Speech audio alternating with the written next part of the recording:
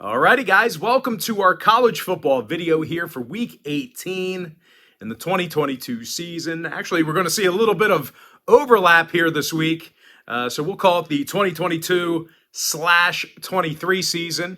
And of course, if you find yourself enjoying this video here today, please feel free to give it a thumbs up by smashing that like button. There's power in the thumb. You have no idea how much that like button helps out the channel. And if you haven't done so already, please feel free to hit that subscribe button as well. I'd love to connect with you on a daily basis.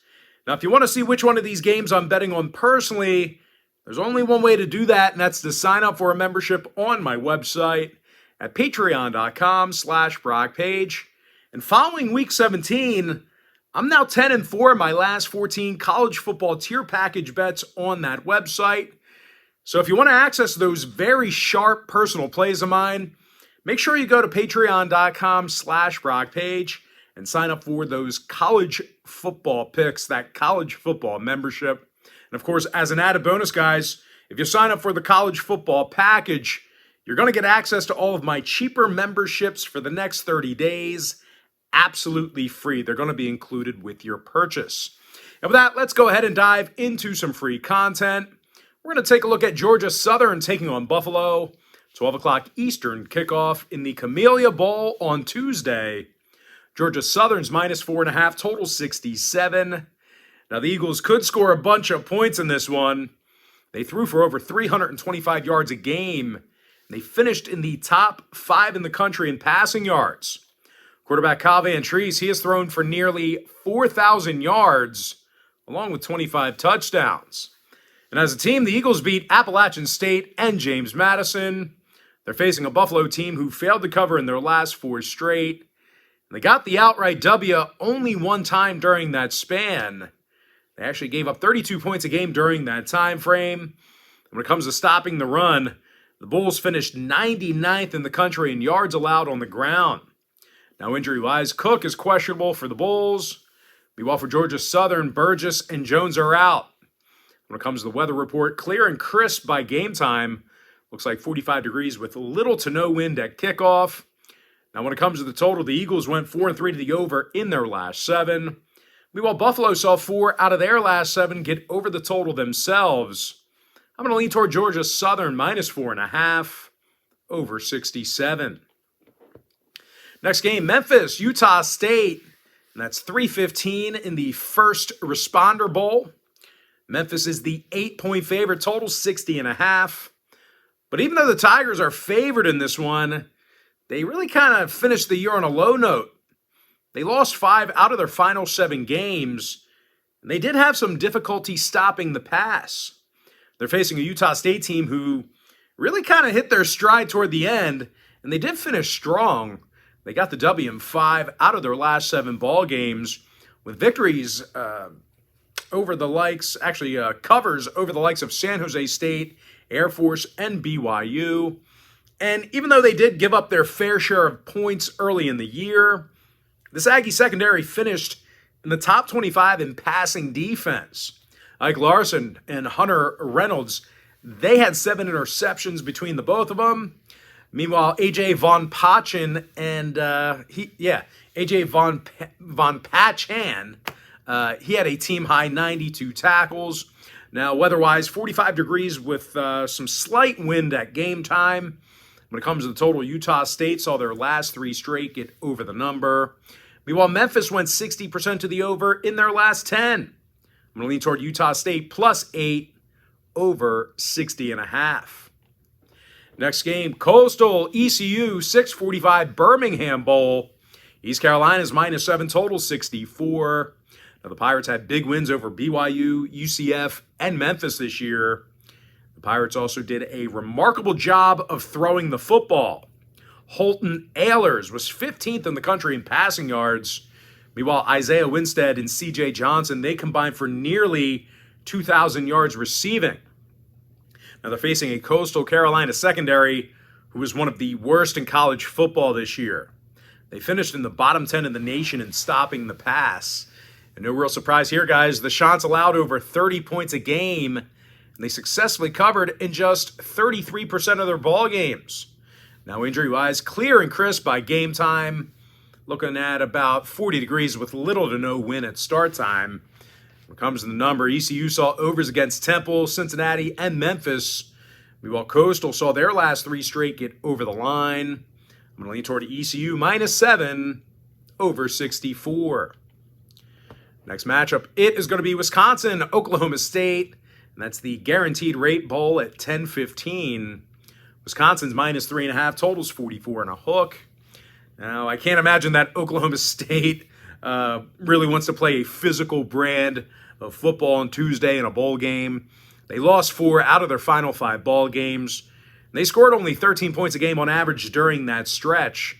When it comes to defensive play, the Cowboys really had a tough time slowing anybody down. They finished 116th in total yards allowed per contest. Now they're facing a Wisconsin team who does a nice job of pounding the football on the ground. They're gaining nearly 175 yards a game rushing. And when it comes to defensive play, it was very tough to score on the Badgers. They allowed only 20 points a game, and they finished in the top 15 in the nation in fewest yards allowed. John Torchio led the secondary with 5 picks on this season. Meanwhile, Nick Herbig, he was 6th in the nation in sacks with 11 of them. Now, injury-wise, Djokovic and Allen are questionable for the Badgers. Meanwhile, for Oklahoma State, Lacey and Green are questionable for them. Now, total-wise, the Badgers went 7-3 at the over in their last 10 outings. Meanwhile, Oklahoma State saw overs against the likes of Texas, TCU, and Texas Tech. Give me Wisconsin -3.5. Over 44 and a hook. Next ball game, UCF taking on Duke, 2 o'clock Wednesday kickoff in the Military Bowl. Duke's the 4-point favorite, total 62. And even though Duke finished pretty strong here this year, they did have one of the worst secondaries in the ACC. Matter of fact, Duke was in the bottom 25 in the entire country in pass defense. They're also facing a high-powered UCF team who averaged over 480 total yards of offense a game. Javon Baker and Ryan O'Keefe, they finished with over 1,400 receiving yards combined. When it comes to the running game, the Knights rushed for 33 touchdowns on the ground this year as a team. Now, weather-wise, 43 degrees and sunny by game time. A little bit of a chill in the air. Going to be kind of crisp, here for these Orlando boys. When it comes to the total, UCF saw 4 out of their last 5 get over the line. Meanwhile, Duke went 60% to the over in their last 10. Even though it's going to be chilly, got to lean toward them. Give me UCF +4 over 62. Next game, Kansas, Arkansas, 5:30 Liberty Bowl. Arkansas is the 3-point favorite, total 68. And as bad as Arkansas was, well, the Jayhawks were even worse down the home stretch. Kansas lost 6 out of their final 7 contests. They gave up 35 points or more in all of those games except for one. Now, when it comes to defensive play, the Jayhawks finished 121st in total yards allowed per game. And just for reference, there's 131 qualifying FBS teams. Now, they're facing an Arkansas team who had little issue moving the football themselves. As a matter of fact, the Razorbacks had a top 10 rushing attack in the nation. Raheem Sanders, he finished the regular season with over 1,400 yards and double-digit scores. The running back actually averaged 6.5 yards a carry. Meanwhile, as a team, Arkansas beat the likes of Ole Miss, Auburn, and BYU this year. Now, weather-wise, 50 degrees and breezy by game time in Memphis. When it comes to the total, Arkansas went 75% to the over for the entire season. Meanwhile, Kansas went 8-4 to the over for the whole year themselves. Give me Arkansas -3 over 68. Next game, Oregon taking on North Carolina, 8 o'clock Eastern kickoff in the Holiday Bowl. Oregon's the 15-point favorite, total 75. And even though they are favored by 15, the Ducks did lose 2 out of their last 3, and they have one of the worst secondaries in the Pac-12. These guys finished in the bottom 25 in the nation in passing yards allowed. Now, they're also facing a North Carolina team who throws it for over 315 yards a game. Derek May finished 3rd in the country in passing yards and 6th in touchdowns. Meanwhile, wide receiver Josh Downs, he had a 1,000-yard season along with 11 scores. Now, injury-wise, mostly clear and 57 degrees by game time in San Diego. When it comes to the total, UNC saw overs against the likes of NC State, Pitt, and Duke. Meanwhile, Oregon's 60% to the over in their last 10. Give me North Carolina plus 15, keeping that one close, over 75. Next game, Texas Tech, Ole Miss, 9 o'clock in the Texas Bowl. Ole Miss is -3, total 71. Now, in my opinion here, Ole Miss should be able to run all over these guys. The Rebels rushed for over 260 yards a game, and they finished in the top 3 in the nation in that category. Now, no real surprise here, guys. The Rebels also finished in the top 10 in the country in total yards per game as well. Quinshon Judkins, he has nearly 1,500 yards on the season, along with 16 scores. Even Zach Evans and Jackson Dart, they rushed for over 1,400 combined yards themselves.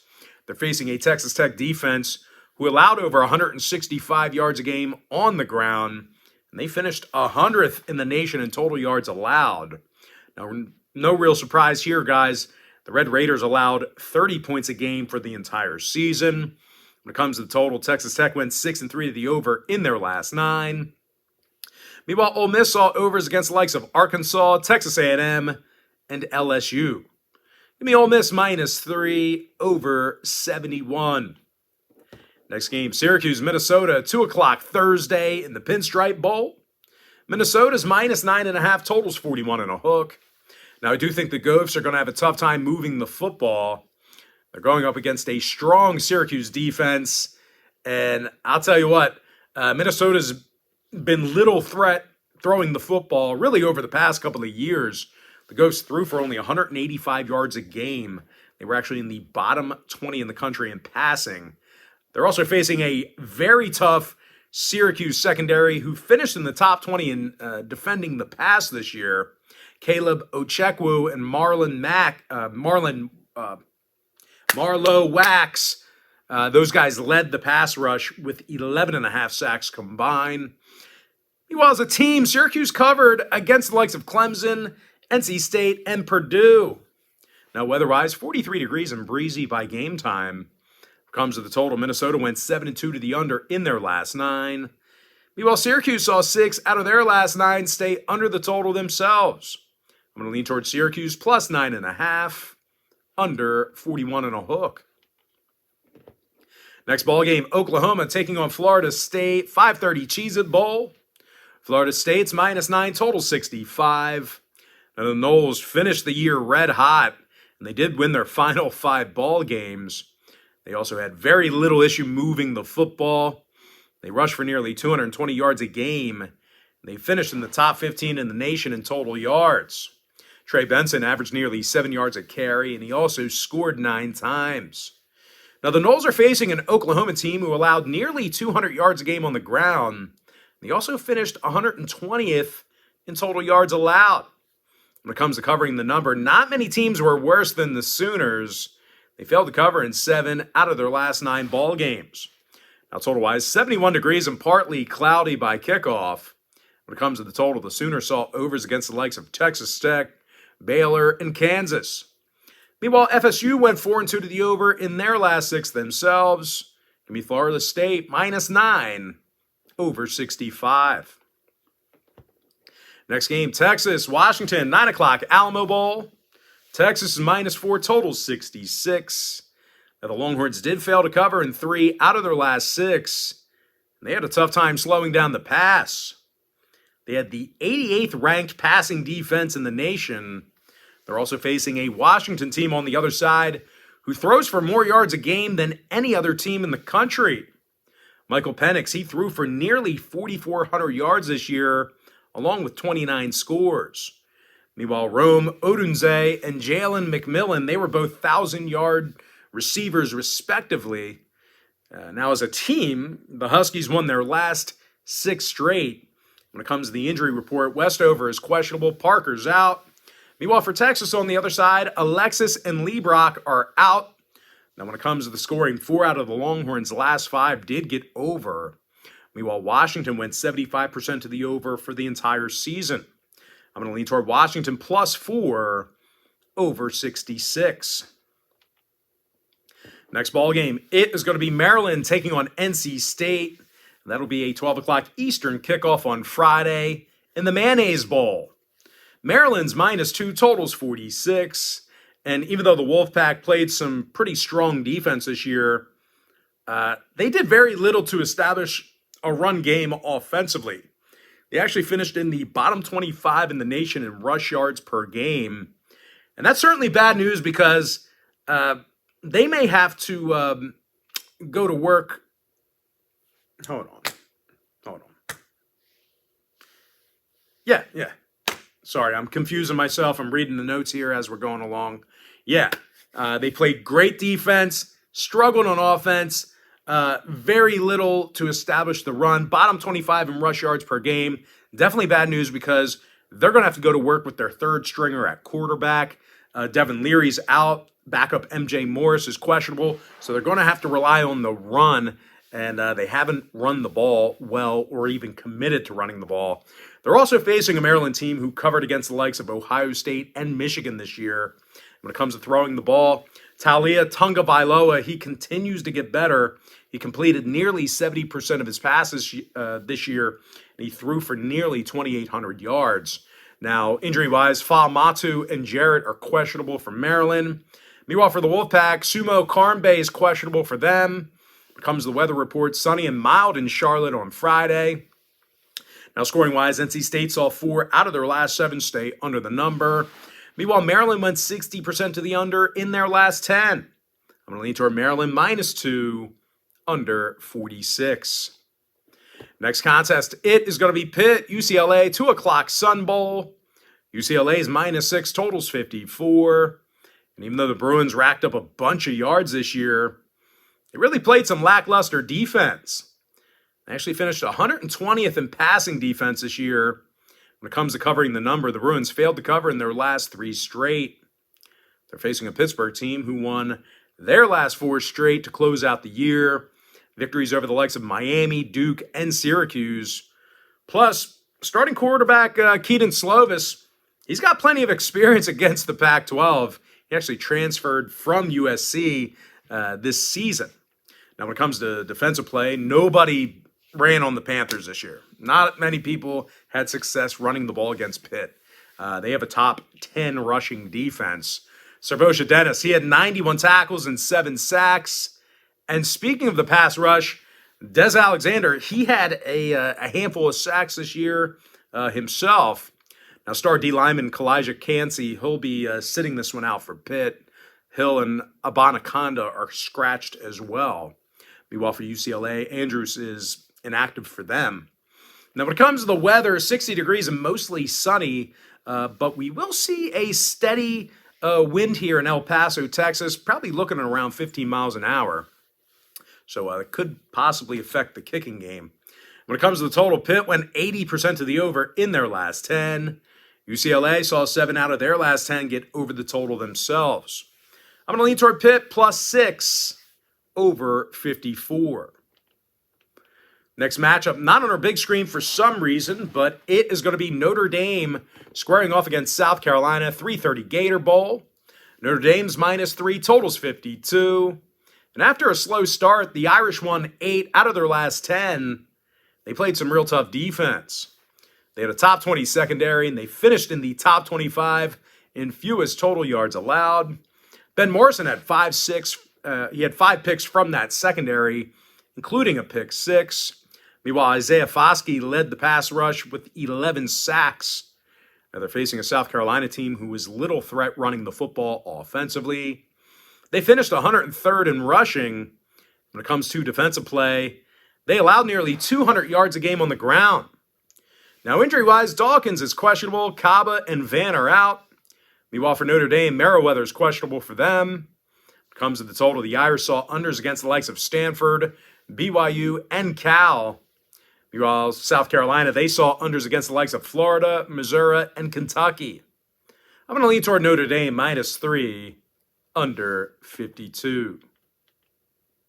Next matchup, it is going to be Ohio taking on Wyoming, and that'll be 4:30 p.m. Eastern start time in the Arizona Bowl.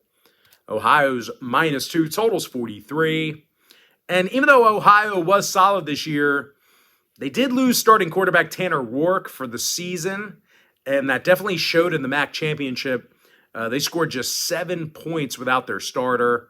And when it comes to defensive play, there's really only one other team who's got a worse secondary than Ohio. These guys allowed more yards a game through the air than any other team in the country except for one. Now, they're facing a Wyoming squad who won 4 out of their last 6. And they've done a nice job running the football this year. They're gaining nearly 200 yards a game on the ground. Running back Titus Swen, he was a 1,000-yard rusher this year, and he averaged 5 yards a carry. When it comes to defensive play, Devin Harris and Oluwasi Omotosho had 15 combined sacks. Now, weather-wise, 62 degrees with a slight breeze by game time. When it comes to the scoring, Wyoming saw their last 5 straight stay under the total. Meanwhile, Ohio went 6-3 to the under in their last 9. Give me Wyoming +2, under 43. Next game, Tennessee, Clemson, 8 o'clock Orange Bowl. Clemson's -5.5, total 63 and a hook. And even though the Tigers lost quarterback DJ Uiagalelei to the transfer portal, I actually think it's their defense that's going to keep them in this one. They allowed just 20 points a game. And they finished in the top 25 in the country in fewest yards allowed. Jeremiah Trotter and Jalen Phillips, they've combined for over 145 tackles this year. Meanwhile, Barrett Carter and Tyler Davis, they combined for nearly double-digit sacks. Now, they're facing a Tennessee squad who's going to work without their starting quarterback themselves. Hendon Hooker's out with that knee injury. And I'll tell you this much, as good as they were this year, at least in the first half, the Vols lost 2 out of their final 4 ball games, and they played some pretty bad defense. They arguably had the worst secondary in the SEC. Now, injury-wise, Tillman, Hyatt, Hooker, and Burrell, they're out for Tennessee. Meanwhile, for Clemson, Murphy and Simpson are out for them. When it comes to the weather report, 74 degrees and mostly clear in Miami. When it comes to the total, Clemson saw unders against the likes of North Carolina, Louisville, and Syracuse. Meanwhile, 3 out of Tennessee's last 5 stayed under the line. I'm going to lean toward Clemson, -5.5, under 63 and a hook. Next ball game, it is going to be Iowa taking on Kentucky. And that'll be a 12 o'clock Eastern kickoff on Saturday. Iowa's the 2.5-point favorite in the Music City Bowl. Total's 32. Now, the Hawkeyes averaged only 17 points a game this year, and they arguably had the worst offense in college football. They averaged fewer yards a game than any other team in college football except for one. They're also facing a Kentucky team who had a top 10 passing defense, so I don't think they're going to throw for many yards against them. Kentucky, they gave up just 173 yards a game through the air. Derek Jackson and Jordan Lovett, they have 120 tackles combined. Now, the Wildcats beat the likes of Louisville, Missouri, and Mississippi State this season. When it comes to the injury report, Lewis and Robinson are questionable for Kentucky. Meanwhile, for Iowa, horrible starting quarterback Spencer Petras is out. Laporta is questionable, so even more damage to that offense. Although, I don't know, I've got to imagine the backup will probably do better than Petras. He sucked this year. Now, weather-wise, possible showers on Saturday in Nashville. When it comes to the total, Kentucky went 11-1 to the under for the entire season. Meanwhile, Iowa went 70% to the under in their last 10. I'm going to lean toward Kentucky +2.5, under 32. And with that, we're going to jump into our next matchup. Alabama taking on Kansas State, 12 o'clock Sugar Bowl. Alabama's -7, totals 55.5. Now, the Tide failed to cover in 5 out of their last 7. Failures to cover against Austin Peay, Ole Miss, and LSU. They also have a plethora of guys who are staying healthy for the NFL, making a business decision. Now, they're facing a K-State team who actually upset TCU in the Big 12 championship. They also won their last 4 straight and averaged just about 40 points a game in those victories. Deuce Vaughn had over 1,400 rushing yards and 8 scores. When it comes to the number, K-State went 60% to the over in their last 10. Meanwhile, Bama saw overs against the likes of Auburn, LSU, and Tennessee. I'm going to lean toward Kansas State +7 over 55.5. Next matchup, TCU, Michigan, 4 o'clock Fiesta Bowl. Michigan's -7, totals 59. Now the undefeated Wolverines covered in 6 out of their last 7. Covers against the likes of Purdue, Ohio State, and Penn State. They're also scoring over 40 points a game, and they rank in the top 10 in rushing. And even though top rusher Blake Corum's out for the year, it was actually Donovan Edwards who averaged more yards a carry. Don gained nearly 900 yards as the second running back, and he averaged 7.5 yards a carry. When it comes to defensive play, not many teams are better than Michigan. These guys allowed just 13 points per contest, and they're in the top 3 in fewest yards allowed. Now they're facing a TCU team who failed to cover in 2 out of their last 3, and that includes an outright loss to K-State in the conference championship. This Horned Frogs D, they also finished 74th in the country in yards allowed per game. Now, injury-wise, Brown is out for TCU. Meanwhile, for Michigan, Corum's out for them. When it comes to the number, 4 out of Michigan's last 7 did get over the total. Meanwhile, Texas Christian saw overs against the likes of Iowa State, West Virginia, and Kansas State. I'm going to lean toward Michigan -7 over 59. Next matchup, the other playoff game. I'm talking about Ohio State taking on Georgia. 8 o'clock Peach Bowl on New Year's Eve. Georgia's -6, total 62. And even though everyone focuses on this Bulldog D, it's actually the Georgia offense who's in the top 10 in total yards per game. McIntosh and Edwards, they've combined for nearly 1,400 yards between the both of them. When it comes to defensive play, no one allows fewer yards on the ground than the Bulldogs. They have the #1 rush defense in college football. Dumas Johnson and Mondon, they have over 125 tackles combined. They're facing an Ohio State team who failed to cover in 4 out of their last 5. Failures to cover against the likes of Maryland, Northwestern, and Penn State. Now, this Buckeye defense also gave up 30 points or more in 3 out of those 5 ball games. Now, injury-wise, Henry, Henderson, Farquhar, and Smith and Jigba are out. Meanwhile, for Georgia, Gilbert, McConkey, and Green are questionable for them.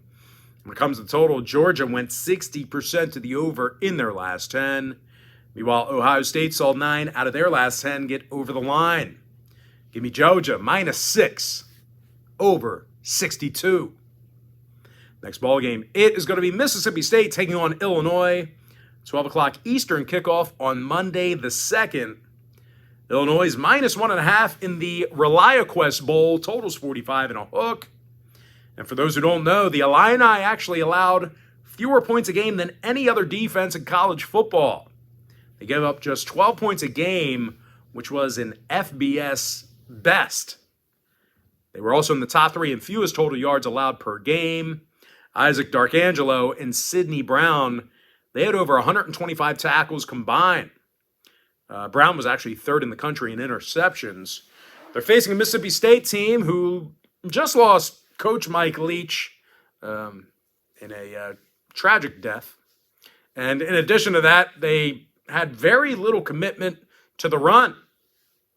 The Bulldogs rushed for fewer yards per contest than every other team in college football except for one.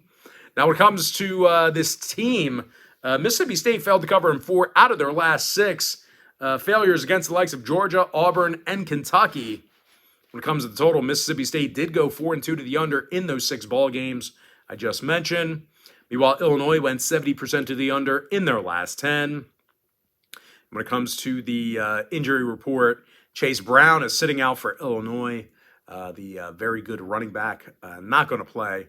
Lowry and McCray are questionable as well. And when it comes to the weather, hot and sunny in Tampa on Monday. I'm going to lean toward Illinois -1.5, under 45 and a hook. Next matchup, Tulane, USC, 1 o'clock Cotton Bowl. USC's the 2-point favorite, total 63. Now, this USC secondary may have their hands full with Tulane. They're 112th in the country in passing yards allowed. They also failed to cover against the likes of Utah, Cal, and Arizona. They're facing a Tulane squad who actually won the AAC. And they beat some good teams to get that done. They beat Cincinnati and UCF in back-to-back weeks for that championship run. They also scored a whole bunch of points down the home stretch. Running back Tyjae Spears rushed for nearly 1,400 yards and scored 15 times. Meanwhile, quarterback Michael Pratt, he ran it in for double-digit touchdowns himself. And when it comes to defensive play, the Green Wave had a top 20 secondary. Now, injury-wise for USC, Voorhees and Addison are out. Williams and Jackson are questionable. And when it comes to the total, the Trojans saw their last 7 straight get over the number. Meanwhile, Tulane went 6-1 to the over in their last 7. Give me Tulane +2 over 63. Next matchup, it is going to be LSU taking on Purdue, 1 o'clock Citrus Bowl. LSU's -14, totals 55.5. Now, the Tigers beat the likes of Arkansas, Alabama, and Florida this year. They also scored over 32 points a game, and they finished in the top 30 in total yards. When it comes to defensive play, Perkins and Ojulari finished with over a dozen sacks between the both of them. They're facing a Purdue squad who's going to work without star quarterback Aiden O'Connell. And even when Purdue had him in, they did very little to establish a run game. They're 101st in the nation in rush yards per contest, so that's going to be tough sledding with their backup. Now, O'Connell, Trice, Durham, and Jones are all sitting out for Purdue. Meanwhile, for LSU, Jenkins is out. Langlois, Banks, and Daniels are questionable. When it comes to the weather report, hot and sunny at kickoff in Orlando.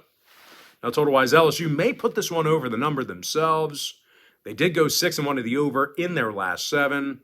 I'm going to lean toward LSU -15 over 55.5. And with that, guys, we're going to jump into our next and final matchup for the video. It is going to be Penn State, Utah, 5 o'clock Rose Bowl. Utah is the 3-point favorite, totals 52. Now, the Utes scored 40 points a game this year, and they finished in the top 10 in rushing. The Utes scored 37 times this year on the ground. When it comes to defensive play, this team was tough to move the sticks against. They finished in the top 20 in fewest yards allowed.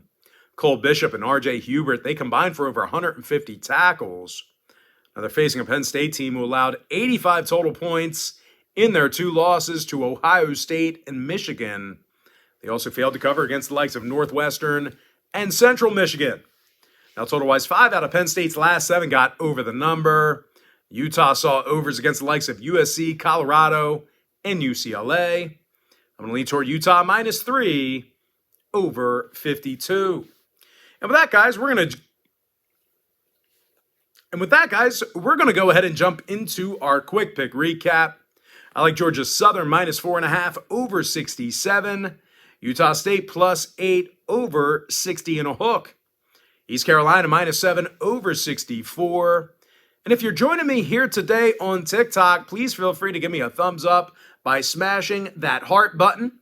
You have no idea how much I'd appreciate that. And if you haven't done so already, please feel free to give me a follow. I'd love to connect with you on a daily basis. Give me Wisconsin -3.5 over 44 and a hook. UCF +4 over 62. Arkansas -3 over 68. North Carolina +15 over 75. Ole Miss -3 over 71. Syracuse +9.5 under 41 and a hook. Florida State -9 over 65. Washington Huskies +4 over 66. Maryland -2 under 46. Pitt Panthers +6 over 54. Notre Dame -3 under 52. Wyoming +2 under 43. Clemson -5.5 under 63 and a hook. Kentucky +2.5 under 32. Kansas State +7 over 55.5. Michigan -7 over 59. Georgia -6 over 62. Illinois -1.5 under 45 and a hook. Tulane +2 over 63. LSU -15 over 55.5. With my next and final free pick, I'm going to lean toward Utah -3 over 52. And with that, guys, that's going to do it for me. Don't forget to check me out on my website, Now, if you guys do end up getting a membership here today on patreon.com/BrockPage, you're going to get access to that membership for the next 30 days. As an added bonus here, guys, you're also going to get access to all of my cheaper memberships absolutely free. They're going to be included with your purchase. But most importantly, guys, got to thank you for joining me right here on YouTube. Really hope you enjoyed all this great free content, all this great free information. With that said, guys, happy bowl week to you. Best of luck to you. And I look forward to seeing you later on today on my website at patreon.com/BrockPage.